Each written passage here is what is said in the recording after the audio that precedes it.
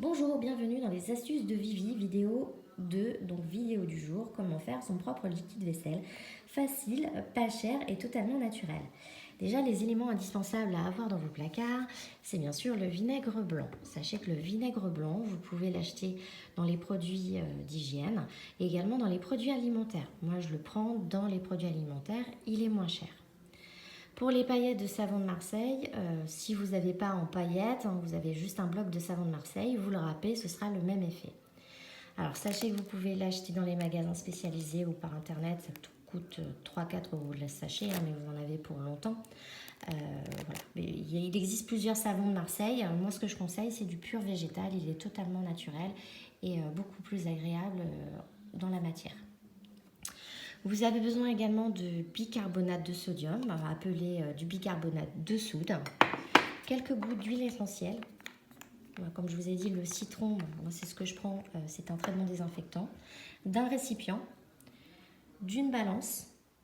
Alors balance électronique ou pas, on va dire que si elle n'est pas électronique, c'est pas grave, ce sera même mieux puisqu'il y aura un meilleur grammage.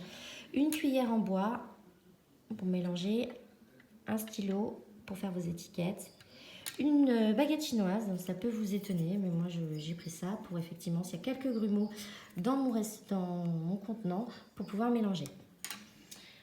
J'ai pris un contenant en plastique dont j'ai utilisé mon ancien liquide vaisselle. Il est préférable d'en avoir en verre parce que c'est totalement bio. Et de plus, si vous avez quelques petits grumeaux qui se forment, il est parfois plus facile de le faire chauffer un petit peu au bain-marie, voilà, pour qu'il redevienne à nouveau liquide, alors qu'effectivement le plastique, ça se déforme et ça s'abîme avec le temps.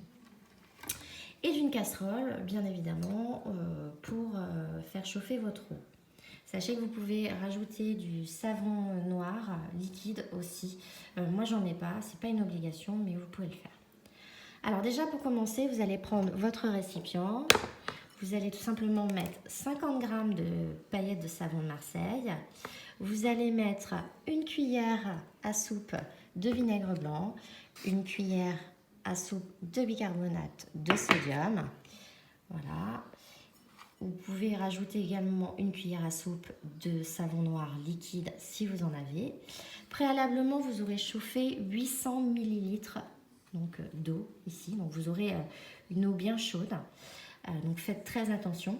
Vous allez verser cette eau dans votre récipient et vous allez bien sûr mélanger jusqu'à obtenir un liquide. Donc vous pouvez le mixer un petit peu, faites très attention si vous le mixez, bien évidemment aux éclaboussures, ça peut être très très chaud. Moi je le fais un tout petit peu, délicatement, et je le fais également à froid. Alors, une fois que vous avez bien mixé vos éléments, vous allez tout simplement laisser refroidir pendant 24 heures à l'air ambiant. Vous mettez juste un chiffon dessus. Voilà, quand vous allez découvrir en fait votre propre produit, il aura durci, ça va faire un peu une pâte. Donc n'hésitez pas à remettre un petit peu d'eau. Voilà, vous pouvez aller jusqu'à 1 litre au total. Donc ça fait 800 ml plus 200 litres, 200 ml. Donc pour avoir un bon liquide. Après c'est vous qui faites en fonction de votre matière, si vous le voulez vraiment très très liquide ou un peu plus crémeux.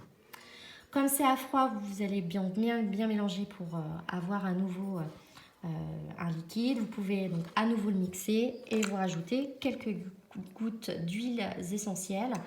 Donc vous pouvez en mettre entre 5 et 10 gouttes.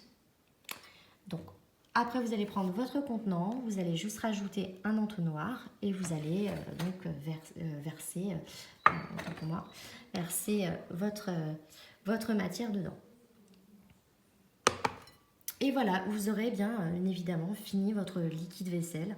Donc vous allez pouvoir ajouter vos étiquettes si vous le souhaitez. Et c'est tout pour aujourd'hui. Donc n'hésitez pas à faire des commentaires et je vous dis à très bientôt. Bonne fin de journée.